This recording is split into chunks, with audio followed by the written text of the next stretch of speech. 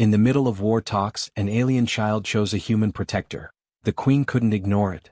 The Meridian Accord Station hung in the L4 Lagrange point between Earth and the Moon like a diplomatic scar, built in a hurry, designed by committee, and hated by everyone who had to use it. Sergeant First Class Dara Osei had been assigned to the security detail 3 weeks ago, and in that time she had learned 2 things. Vedhari dignitaries did not drink water, and they did not like silence. They filled every pause with a low, subsonic hum that the human translators called ambient assertion. It meant, roughly, I exist and I am watching. Dara existed too. She just did it quietly, standing at her post outside Conference Room 7 with her rifle slung and her eyes forward and her brain quietly cataloging every entry point in the corridor. The war, or what the UN Joint Commission carefully called the ongoing mutual hostility framework, had been burning for 6 years. Not burning the way wars used to burn, with cities and fire and obvious grief. This one burned cold. Vedhari interdiction fields had collapsed Earth's outer orbital infrastructure in 2041. In return, human deep penetration drones had destroyed 3 Vedhari relay nodes in the Proxima system. 40,000 dead on one side. Estimates were harder on the other. The Vedhari didn't share casualty figures the way humans did. They considered it undignified. What they had done was send a delegation. That alone had surprised everyone. 6 years of cold burning and then suddenly, a ship, a signal, a request for neutral ground. The Meridian Accord Station had been repurposed from a lunar mining coordination hub in 11 days flat. Dara's unit had been pulled from a rotation in Nairobi and flown up in a cargo shuttle that smelled like machine grease and anxiety. The delegation was real. That was what mattered. She heard them before she saw them, not the subsonic hum but the lighter sound of the child. It was the sound of claws on composite flooring, quick and uneven. The sound of something small moving faster than it was supposed to. Dara turned her head 1 degree, just enough, and saw the Vedhari child round the far corner of the corridor at a pace that could only be described as a controlled skid. It caught itself on 4 limbs, righted, and continued at a slightly more dignified trot. She had read the briefing on Vedhari juveniles. Biologically, they were considered mature at roughly 12 standard years, but social maturation took another decade. This one looked young even by those standards. Its secondary chromatic scales, the ones adults used for status display, were still translucent. Its eyes, large and amber and segmented like a dragonfly's compound gaze but with genuine vertebrate focus, were scanning the corridor with the particular intensity of a creature that had recently done something it wasn't supposed to. Behind it, perhaps 15 seconds later, came an adult Vedhari moving at the rapid, controlled glide that passed for their version of barely controlled panic. This one wore the green sash of the diplomatic support staff, not a negotiator, probably an aide or a handler. It made a sound Dara's earpiece translated as, return/now/imperative/significant social consequence. The child ignored it completely. It stopped in front of Dara. She kept her eyes forward. Protocol. You did not engage with delegation members uninvited, juvenile or otherwise. The briefing had been very clear. The negotiations in Conference Room 7 were at a stage the diplomatic team had described as fragile as wet paper, and any incident involving security personnel could be characterized as a provocation. The child stared up at her. Dara was 5'9" and in full patrol kit, which added another 4 inches of helmet. The child reached approximately her hip.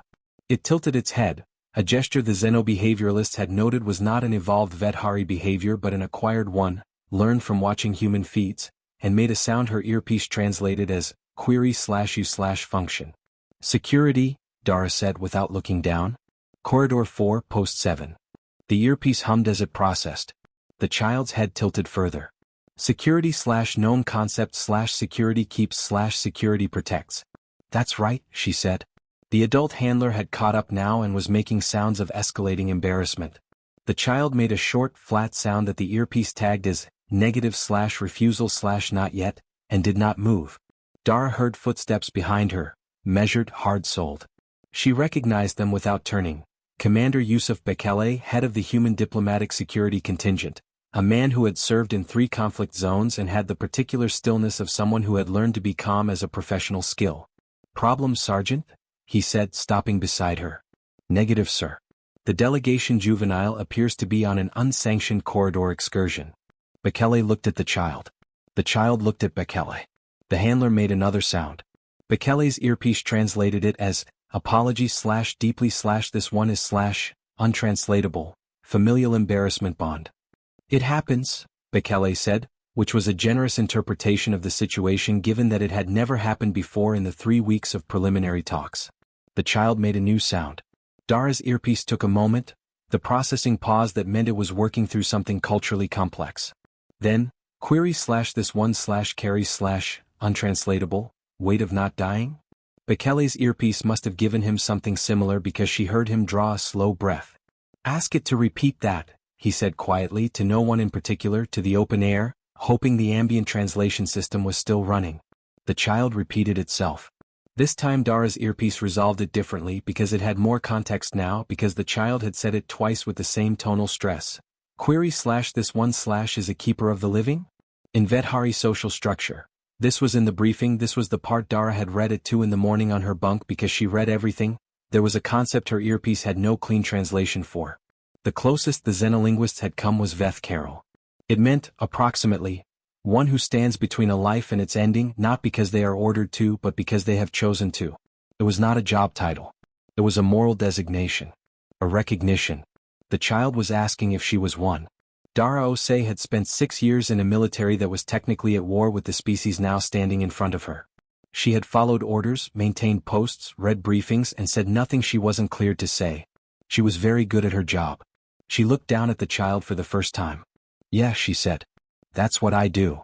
The child made a sound that the earpiece couldn't parse, not because it was complex, but because it was quiet and personal, and perhaps not meant to be translated at all. Then it moved. Not away. Closer. It pressed the side of its angular head against her leg, the way a child presses against something solid when the world is very large. The handler went completely still. Dara did not move. Down the corridor, the door to conference room 7 opened, and the sound of a recess in the negotiations spilled out. Footsteps, voices, the controlled tension of people trying very hard to build something that wouldn't fall apart. No one in that room knew yet what had just happened in the corridor.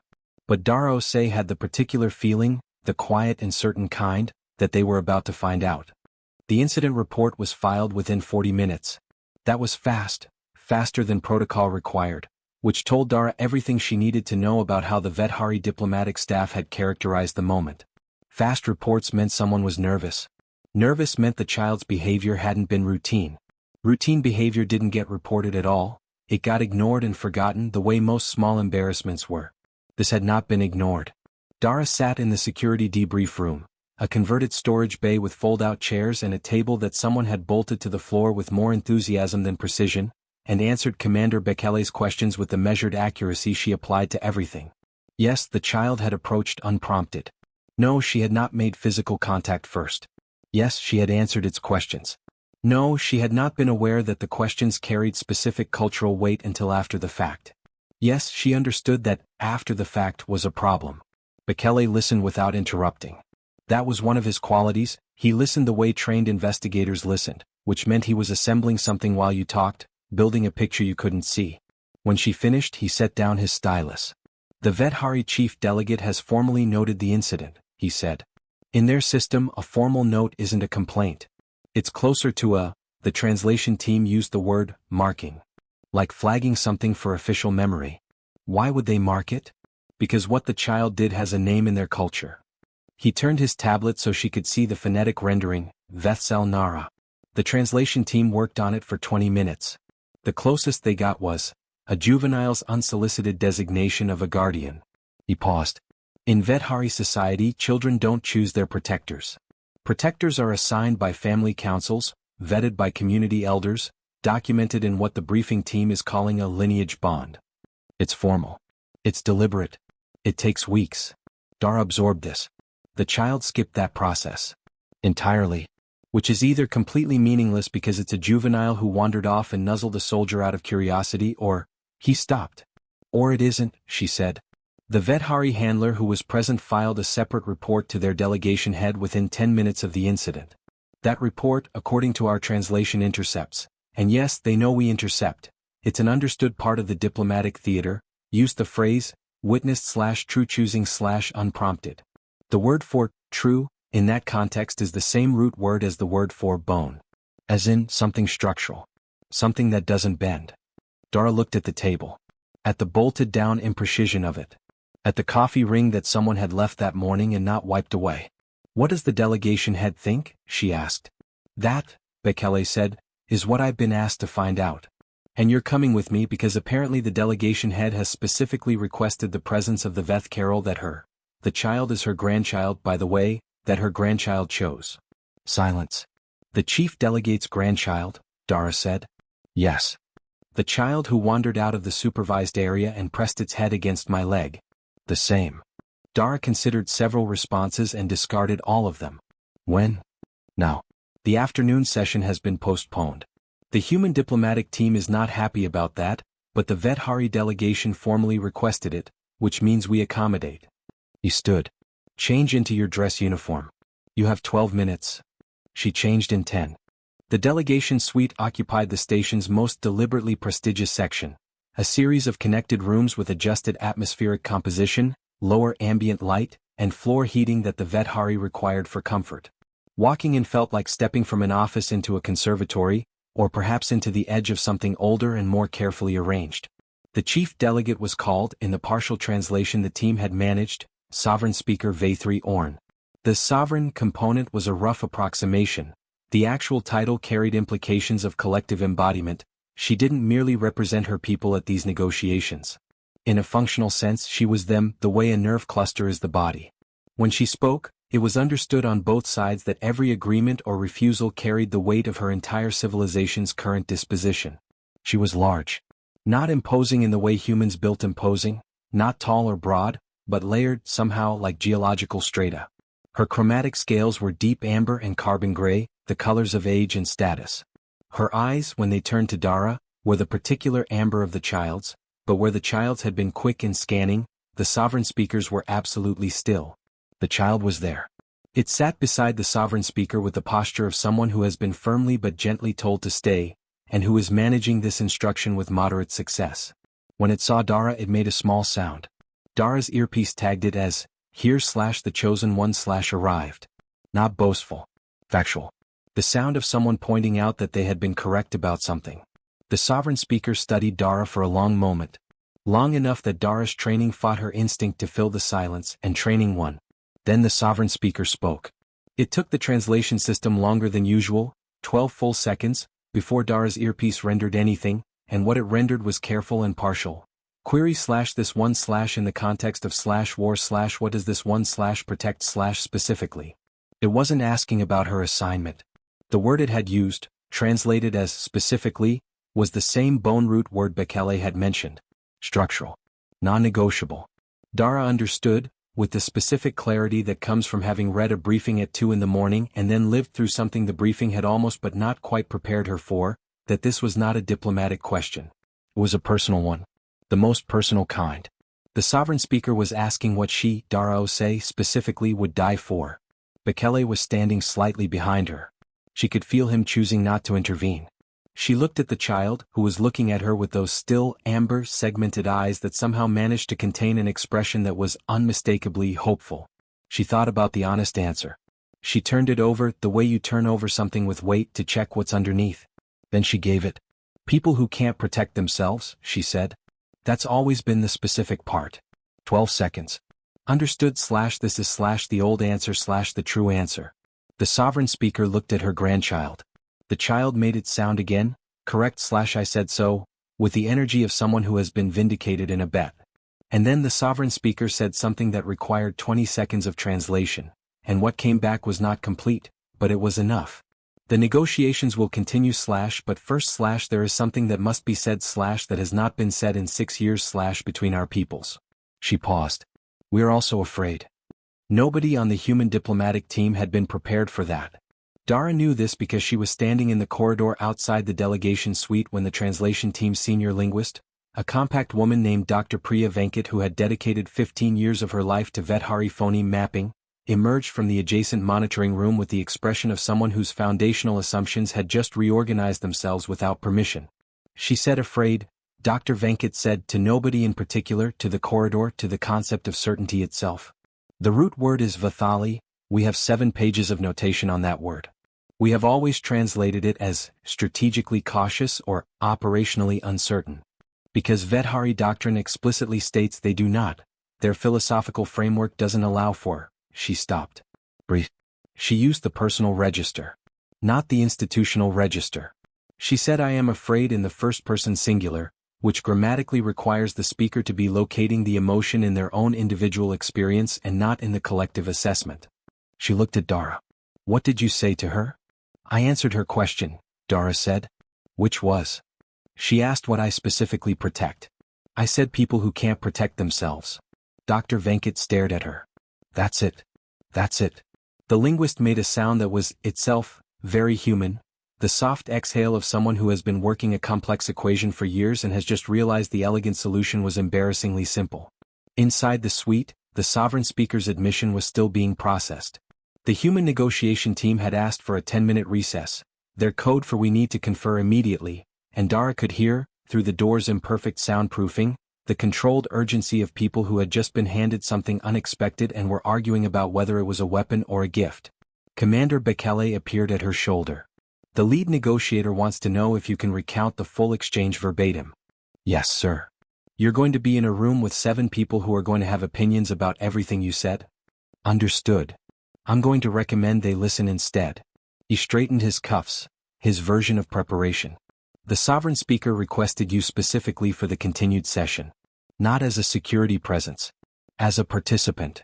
Dara processed this. I'm a sergeant. You're a Veth Carol, he said, and there was something careful in the way he said it, the way you are careful with a word you're not sure belongs to you. At least, that's how the delegation has characterized your role. The lead negotiator is currently deciding whether to be territorial about it or pragmatic. He looked at her. I put my recommendation in. Pragmatic. Pragmatic. Down the corridor the suite door opened. One of the Vedhari junior delegates, handlers really the ones who managed logistics, stood in the opening and made a sound that Dr. Venkat, materializing at Dara's other shoulder with the speed of someone who had been listening to everything, translated as, the sovereign speaker requests / the keeper / when it is convenient / which is now. Dara looked at Bekele. He nodded. She walked back in. The child had been moved to a side chair and given something, a flat, dark object the size of a tablet, that it was examining with intense focus, the kind of focus that is only deployed by a child who has been told to be quiet and is making a genuine effort. Dara noted that its attention slid to her the moment she entered, tracked her to her position, and then returned to the object. The effort of the return was visible. The sovereign speaker was still. The way mountains were still, not absence of motion but presence of mass. Through the translation system, Dr. Venkat had brought a portable unit and positioned herself against the wall, stylus moving, the sovereign speaker spoke. And this time she spoke for a long time without the formal pauses of diplomatic address. The tone, even without translation, was different. Lower. More uneven. Human speech therapists would have called it unscripted. The translation came in pieces as Dr. Venkat worked. The war began with a misreading. Pause. The sovereign speaker is specifying the misreading was mutual. Our probe network interpreted your outer orbital defensive expansion as a prelude to colonization of our buffer systems. Pause. She is acknowledging uncertainty about this interpretation. We responded with interdiction. You responded with the drone strikes on the relay nodes. Pause. She is now in territory that causes her difficulty. Phoneme stress indicates this. In the relay nodes were not only infrastructure. There were, pause, Dr. Venkat writes a note, untranslatable / family attached / long-term stationed. Dara understood before the translation finished. There were people, she said quietly. Dr. Venkat looked at her. Nodded once tightly. Kept writing. There were people. Long stationed. Their family bonds were attached to the nodes. When the nodes were destroyed, the family bonds? Pause. In our understanding, the bonds do not survive the destruction of the anchor site. They become, pause, Dr. Venkat's pen stopped. She is working something through, unmoored. In our belief, they become unable to find rest. The room, which had no one in it who was not a trained professional of some kind, was extremely quiet.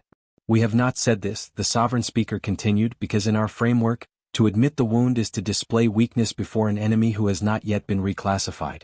But my grandchild, pause. There is a specific word used here that Dr. Venkat underlines 3 times. My grandchild designated your keeper of the living without consultation, without process, without the formal lineage evaluation. And in our understanding, a juvenile's designation without process is the purest form of the act, because it comes only from perception. Children do not strategize. They only see. She paused. The child saw something in you that I have been trying to determine exists in your species for 6 years. She saw that you grieve what you have killed. The translation finished. Dr. Venkat's pen was still.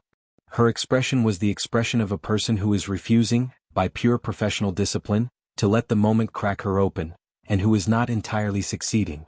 Dara said nothing for a moment. Then, we do. Another pause. We're not good at showing it, she said. But we do. The sovereign speaker made a sound that Dr. Venkat didn't translate immediately. When she did, she read it aloud in a voice that had gone slightly rough. Known/now/this changes the calculation. In the monitoring room, through the thin wall, Dara heard someone on the human diplomatic team begin to quietly argue that this was too emotional, too unstructured, that they needed to return to the formal agenda. She heard a second voice, Bekele, she thought, say something short and firm in response. The arguing stopped. The sovereign speaker looked at her grandchild, who was no longer pretending to look at the tablet. The child looked at Dara. And Dara, who had spent 6 years standing at posts and following orders and reading briefings at 2 in the morning, understood that the negotiations had just changed shape. Not ended. Not resolved. But changed, the way bone changes after a fracture heals. Stronger at the break if the setting is right. The question was whether the setting was right.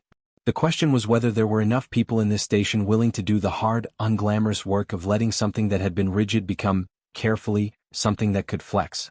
She thought about the child. The unsanctioned corridor skid. The press of an angular head against her leg. Children don't strategize. They only see. Tell her, Dara said to Dr. Venkat, that I'd like to hear about the ones who were in the relay nodes. Their names if she's willing. What they were like. Dr. Venkat looked at her for a moment.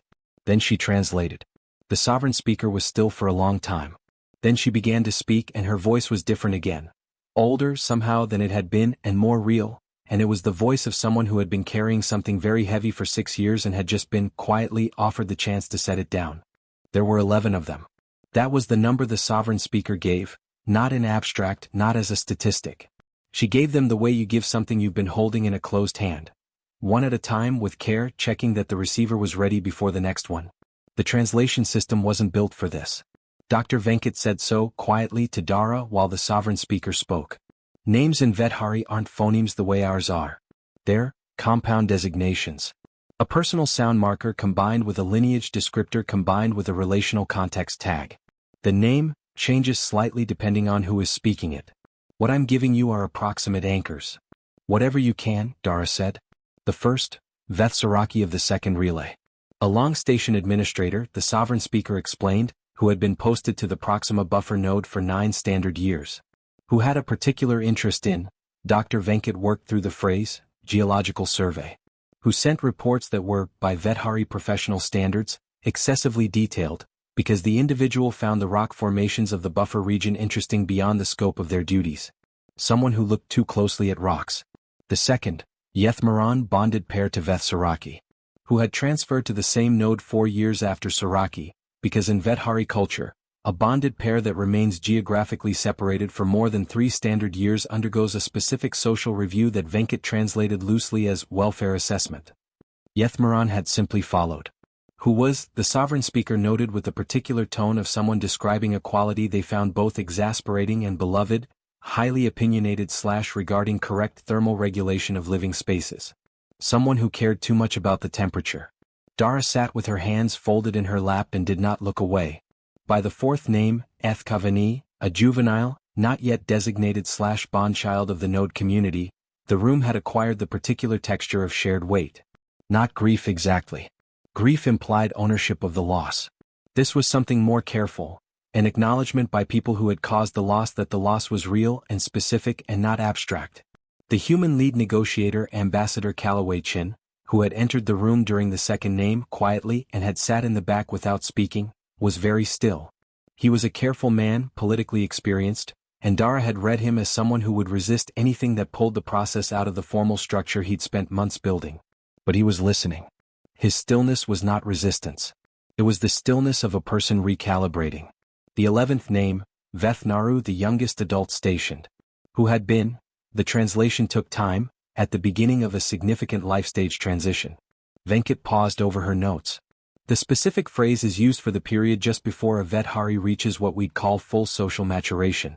They're technically adult but culturally recognized as still becoming. It's a protected status. She paused. We killed them at the beginning of becoming. Nobody said anything for a moment. Then Ambassador Chin from the back of the room said quietly, "We didn't know." The sovereign speaker turned to look at him, the full, slow turn of someone addressing a secondary speaker for the first time. "We also," she said through the translation, "did not know what would happen when we initiated the interdiction." A pause, Dr. Venkat's pen moving. "We calculated. We did not imagine." Chin absorbed this. "Is there a distinction in your culture between not knowing and not imagining?" Venkat translated. The sovereign speaker was quiet for a moment. "Yes, the first is a failure of information the second is a failure of the pause, the internal sense that reaches toward what it cannot see." "Empathy," Dara said without thinking. Venkat looked at her. So did the sovereign speaker. "The second failure," Dara said. "That's what we call a failure of empathy. When you have the information but don't extend yourself into it. Don't make it real." The translation processing took a long time. Nearly 30 seconds. When the sovereign speaker spoke, she spoke directly to Dara, and the translation when it came was, "This word empathy does it only describe failure or does it also describe the faculty itself when working correctly?" "Both," Dara said. "Same word for the muscle and the pulled muscle." Something shifted in the sovereign speaker's expression. The chromatic scales near her jaw moved in a subtle pattern that the xenobehavioralist briefings had associated with, of all things, the Vedhari approximation of intellectual surprise. The kind you didn't expect to feel. The child, who had been quiet for longer than seemed natural for it, made a single sound. Dr. Venkat wrote something and then said softly so only Dara could hear. It said, "And this is a loose render, of course." "I told you." Dara almost smiled. Caught it. Let it go. Because there was something else happening now, something she could feel in the quality of the sovereign speaker's attention, in the way Ambassador Chen had leaned forward slightly, in the way Dr. Venkat's pen had slowed. The names had done something. Not solved anything. Not repaired anything. But they had done what names do. They had made the dead specific, and the specific dead are harder to continue ignoring than the statistically dead. 11 Vedhars. People who liked rocks. People who cared about the temperature. A young one at the beginning of becoming. Dara was thinking, though she would not say this aloud, not in this room, about Corporal James Fetty, 23 from Accra, who had been on the orbital infrastructure crew when the first Vedhari interdiction field collapsed the platform. Who had been obsessed with a specificity that drove his bunkmates insane, with a particular style of amateur woodworking. Whose hobby box had been returned to his family with everything in it still carefully organized, like he was going to come back and use it. James Fetty had not been a statistic either. He'd just been filed as one because that was how wars processed their specific losses into something survivable. "Your sovereignty," Ambassador Chin said, and his tone was different now, less constructed, more direct. "We have names too. If you're willing." The sovereign speaker looked at him for a long moment. "Yes," she said. "We are willing." The session lasted 4 more hours. They did not negotiate anything. No clauses were drafted, no frameworks discussed, no territorial lines re-examined. The formal agenda, which had 17 items, all carefully pre-agreed as the structure of the day, sat untouched in the translation team's shared drive. What happened instead was a kind of exchange that the diplomatic record would later describe, in the bland language of official documentation, as a preliminary confidence-building dialogue. Which was accurate in the way that calling the ocean wet was accurate, technically true, completely insufficient. 11 Vedhari names. 37 human ones. Each given with as much specificity as the speaker could offer. Each received in the particular silence that means, "I am holding this." At the end, the sovereign speaker said something to Dara that Venkat translated carefully twice to make sure she had it right. "The child chose well but I would say that what I want you to understand is that this kind of choosing costs something in our culture the Vethkarel carries the weight of the one they have designated to protect in the sense that if that person is harmed the keeper is understood to share in the wound it is not a responsibility we offer lightly and the child knew this or knew it the way children know things without the architecture of the knowing." Dara looked at the child, who was asleep now in the side chair, angular and small, its chromatic scales shifting through slow colors in the rhythm of unconscious rest. "I understand," she said. "Do you accept?" the sovereign speaker asked. It wasn't a diplomatic question. It wasn't a formality. Dara looked at the sleeping child. Thought about what it meant to stand between something small and the enormous indifference of a universe that did not arrange itself around smallness. Thought about James Fetty's woodworking box. Yes, she said. I accept. Word traveled fast on a station where everyone was watching everything. By the time the extended session ended and Dara emerged into the main corridor, the information had already moved through both delegations in the way that significant information always moves. Officially through the proper channels, and actually through the people those channels trusted to tell them what the official reports had left out. The human diplomatic team knew. The Vethari delegation staff knew. The security contingent on both sides knew. The translation team knew and had, in Dr. Venkat's case, spent 20 minutes in the station's small observation bay looking at the moon and thinking about the word for empathy. What they didn't know, what nobody in the room had anticipated, was how it would land with the Vethari delegation's secondary tier. The Vethari brought, besides the sovereign speaker and her direct staff, a council of what the briefings called aligned voices, senior delegates whose role was not to negotiate but to observe and report to various bodies within the Vethari collective governance structure. They were, effectively, auditors. Their job was to make sure the sovereign speaker's decisions reflected legitimate collective will. 3 of these aligned voices requested a meeting with the security command the following morning. Commander Bekele came to Dara's quarters at 600 hours, early enough that she was still in the middle of her first coffee, and told her she would be present. Why? She asked. Because they asked for the Veth Carol specifically. Again. He accepted the second coffee she offered, which was an indicator of his current stress level because Bekele did not typically drink coffee. The council observers sent a formal communication to both delegation heads last night. It's, Dr. Venkat has been translating it since 4 in the morning. Dara waited. The short version, he said, is that what happened in the session, the exchange of names, requires a response in Vethari governance protocol that the sovereign speaker cannot authorize unilaterally. What kind of response? Apparently, in their collective framework, when a grief exchange occurs at the level of leadership, when names of specific dead are offered between parties, it triggers something. A formal recognition that the other side has demonstrated. He looked at the translation on his tablet. Wound knowledge. The understanding of specific loss as opposed to aggregate loss. And wound knowledge, in their system, changes the legal category of the relationship. Dara set down her coffee. It changes us from enemies to what? The closest translation the team is working with is unresolved kin. Not allies. Not friends. Something more complicated. It acknowledges that you have hurt each other in ways that require a different kind of process going forward. Not legal process. Relational process. He put the tablet down. The council observers are coming because they need to formally witness whether what happened yesterday was genuine or performative. Because the legal category shift only applies if the wound knowledge was authentic. How do they determine that? Bekele looked at her with the expression of a man who has had since 4 in the morning to think about an answer and still doesn't like it. They watch the Veth Carol. In their system, a keeper of the living can't perform grief. They can only carry it. The child's designation of you created.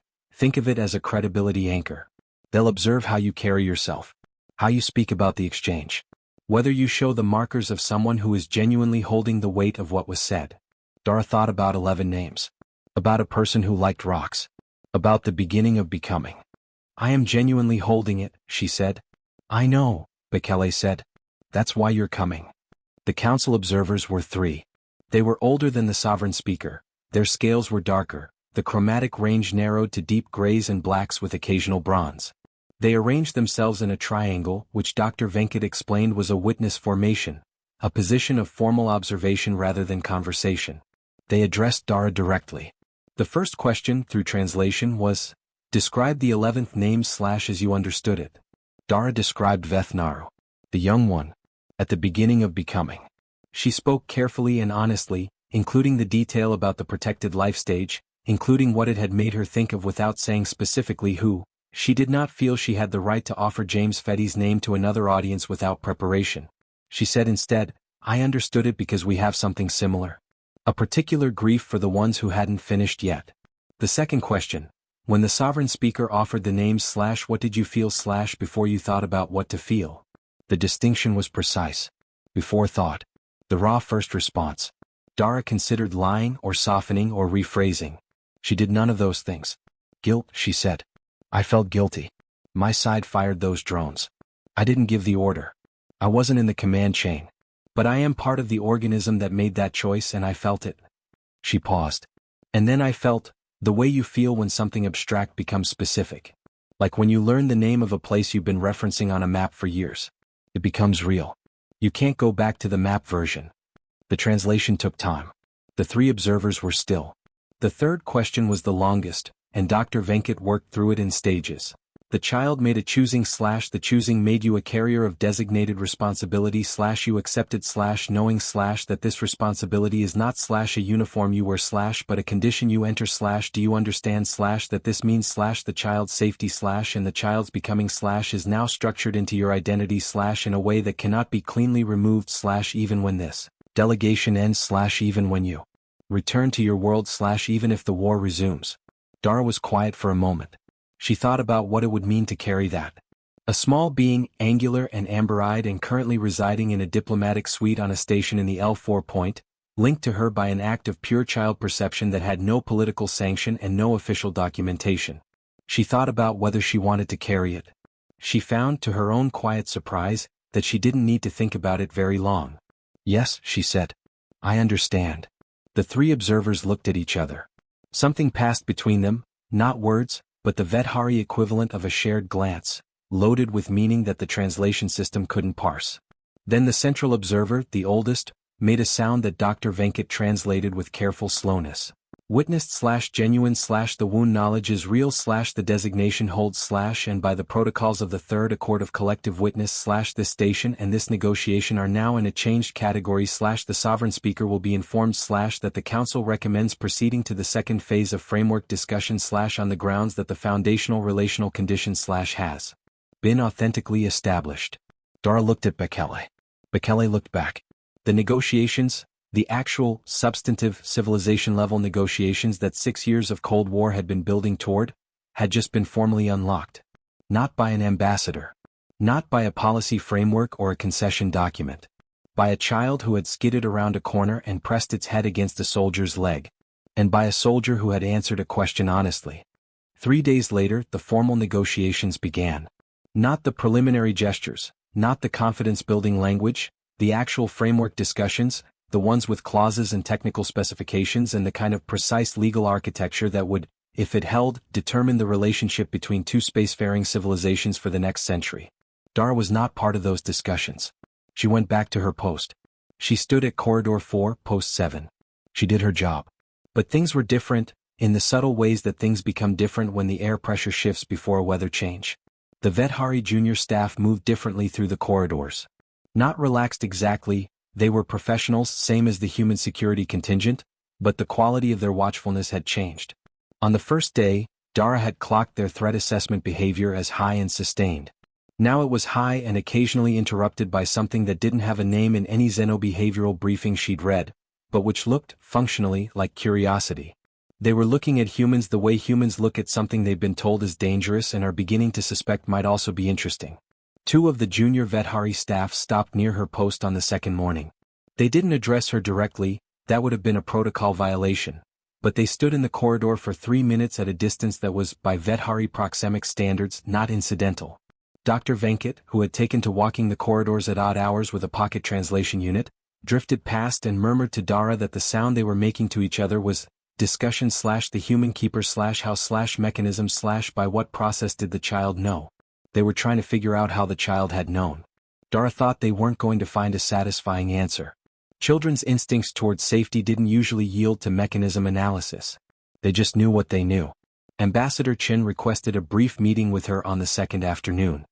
He sat across from her in the converted storage bay. The coffee ring had been wiped away, she noticed, and he looked at her with the expression of a diplomat who has had to recalibrate something significant and is still working out the geometry of the new position. I want to be transparent with you, he said, which was a more direct opening than she'd expected from him. When the session shifted, when the sovereign speaker started with the names, my first instinct was to redirect. Get back to the agenda. I had 17 items and a schedule and 9 months of preliminary work, and a sergeant was sitting there quietly dismantling the entire structure I'd built. I wasn't trying to dismantle anything, sir. I know. That's what I've been thinking about. He turned his coffee cup in his hands. I've done 47 formal diplomatic engagements in my career. I know what it looks like when someone is working an angle. You weren't. You were just, he stopped. Honest. In a way that didn't seem strategic, which in a diplomatic context is so unusual it reads as its own kind of strategy, except it wasn't, which I couldn't process in real time. The sovereign speaker asked me what I specifically protect, Dara said. I answered. I know. And that answer, the simplicity of it, did something that 9 months of preliminary framework language couldn't do. He set the cup down. I've been in this work long enough to know that documents don't build peace. They record it. Something else has to happen first. Something between people, at the level of people, before the paper means anything. He looked at her. The child did something I couldn't architect. You completed it. I want you to know that I understand that, even if the official record is going to describe this very differently. Dara thought about the official record. The way it would render all of this into clean professional language. Preliminary confidence-building dialogue. Establishment of foundational relational condition. What happens now, she asked, with the actual negotiations? We're discussing a mutual withdrawal framework. The interdiction fields in exchange for the drone program suspension. Then a buffer zone protocol and a joint oversight mechanism. He said it with the ease of someone reciting a memorized structure. It'll take months. It'll fall apart twice probably before it holds. There'll be factions on both sides who use each stumble as evidence that the other side can't be trusted. He paused. But the sovereign speaker has authorized second phase discussion, which means the political will exists at the highest level. That's significant. That doesn't happen without something real underneath it. Dara nodded. The child, Chin said. How is it? The question was simple and genuine, which surprised her. I see it in the corridor sometimes. With its handler. I think it's been given more latitude than before. The path it takes goes past my post. On purpose. I guess on purpose. Chin almost smiled. The sovereign speaker's grandchild taking a deliberate daily walk past the human Veth Carol. I would like to think there's something almost normal about that. There is, Dara said. That's what's strange about it. On the third morning, the child arrived at her post unaccompanied for the first time since the incident. This was different from before. Before it had been an escape. This time, it walked with the particular deliberateness of a small being that has been given permission for something and is executing that permission with care. It stopped in front of her. Dara looked down. The child was holding something, a flat disc, dark material about the size of her palm. It held it up. Made a sound that her earpiece tagged as, this/for-you/made/by-me. Dara crouched down, which put her at eye level with it, which in the briefings was a significant posture indicator. It meant not threatening, but also attending directly, treating the interlocutor as a primary. The disc had markings on it. Pressed into the surface in patterns that she couldn't read but which were clearly deliberate. Dr. Venkat, who had been doing a lot of corridor walking lately, appeared from the direction of the monitoring room with her pocket unit. It's an identification marker, Venkat said quietly looking at the disc. The pattern is, this is a lineage glyph. Combined with a personal sound marker, which in visual form looks like. She pointed to a specific pressed line. That. And then this section is a relational tag. What relational tag? Dara asked. Venkat was quiet for a moment. Veth Carol mine, she said. It's a possessive construction but not ownership possessive. More like, mine in the sense of the one I belong with. The one I've claimed connection to. The child was still holding the disc up. Waiting. Dara took it gently. It was warm from being held. The child made a sound. Keep it /it means /I know where you are /even when you are not here /it means /you are part of my knowing. Dara turned the disc over in her hands. Looked at the pressed lines of a glyph she couldn't read but which meant something specific and irreversible. Thank you, she said. The child tilted its head. You are welcome /this is correct behavior /the keeper accepts the marker /it is done correctly. Is it done correctly? Dara asked, and she was asking both the child and herself. Yes, the child said with the absolute confidence of someone who has no doubt whatsoever. It is the most correct thing. The child went back the way it had come, deliberately, with the walking pace of someone who has completed a task and is carrying the completion of it. Dara stood. Looked at the disc in her hand. Thought about a session that had lasted 4 hours and covered 37 human names and 11 Vethari ones. Thought about the sovereign speaker saying we are also afraid in the personal register. Thought about the architecture that Ambassador Chin was building in Conference Room 7, and how architecture needed a foundation, and how foundations were built from things that happened before anyone was ready for them. She put the disc in her breast pocket. The disc sat there, warm against her chest, for the rest of her shift. The Meridian Accord Station Agreement was signed 4 months and 11 days after the informal session in which a child fell asleep in a side chair while two civilizations learned each other's specific dead. Dara was not present for the signing ceremony. She was on a rotation in Nairobi by then, back in the particular heat and rhythm of groundside work, running security assessments for the post-Accord infrastructure rebuild that was already beginning in the outer orbital zones. She watched the ceremony on a personal tablet at 6 in the morning, sitting on the roof of her quarters building, because the ceremony was being broadcast in the L4 time zone, and that was when it happened. Ambassador Chin signed first. Then the sovereign speaker, using the Vethari equivalent, a pressed seal rather than a signature, her lineage glyph pressed into a document that would be the first bilingual legal instrument between humans and Vethari. Dr. Venkat had sent Dara the translation of the sovereign speaker's formal statement in advance. She read it now as the broadcast played silently on her tablet, and she read it the way you read something you've been waiting to read without knowing you were waiting. This agreement is not the end of harm between our peoples. It is the beginning of the architecture we build to prevent it. Architecture requires something beneath it, a ground truth, a moment that proved the building was possible. We know what that moment was. It did not occur in a conference room. It occurred in a corridor between a juvenile who knew something without knowing how she knew it, and a keeper of the living who answered a question truthfully. To the keeper, the designation holds. It will hold as long as my lineage holds. This is not a diplomatic instrument. It is a personal one. I offer it as the sovereign speaker and as a grandmother, in the understanding that both roles exist simultaneously and neither cancels the other out. The agreement is signed. The work begins. Dara set down the tablet. The Nairobi morning was warm and specific. The smell of wet earth from the previous night's rain, the sound of the city waking up, the particular quality of equatorial light that she'd grown up with and had never entirely stopped needing. She reached into her breast pocket and took out the disc. She'd carried it every day for 4 months. It had acquired the warmth of constant proximity, the smooth quality of something that has been handled regularly. The pressed glyphs were as clear as they'd been the day the child pressed them. Beth Carroll mine. The one I belong with. The one I've claimed connection to. She thought about the child who was back on whatever Vethari world counted as home now, or still in transit, or somewhere in the enormous distance between here and there. The sovereign speaker's statement had included no mention of where. The child's location was private. Dara hadn't expected otherwise. But the designation held. The disc said so.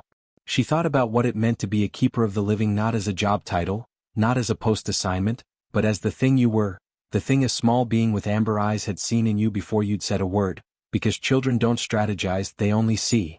She thought about whether she'd always been this or whether it was something she'd grown into, the way the xenobehavioralists said Vethari juveniles grew into their scales.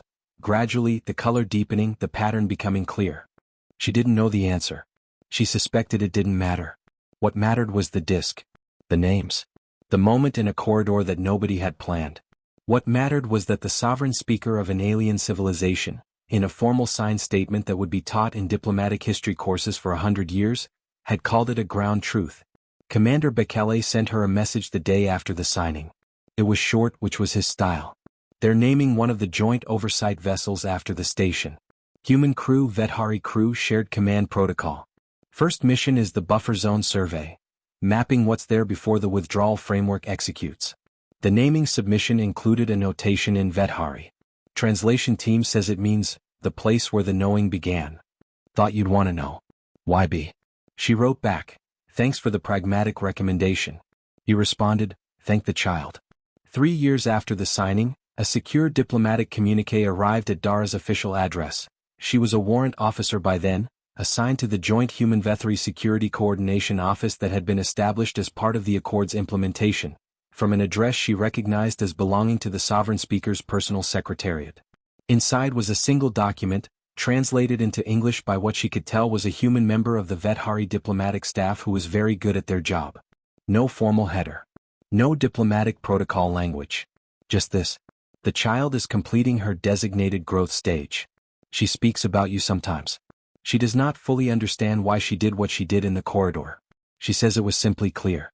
The keeper was visible in the way that certain things are visible to the young, without obstruction. She asks occasionally if you still carry the marker. I told her I believed you did. I hope I was right. Versus Vethri Orn. Dara looked at the message for a long moment. Then she opened her desk drawer, took out the disk. She didn't carry it every day anymore, but it lived in the drawer within reach, which was its own kind of carrying, and set it on the desk beside the tablet. She wrote back. She wrote, "Tell her the marker is on my desk. It's where I do my work. Tell her it belongs there.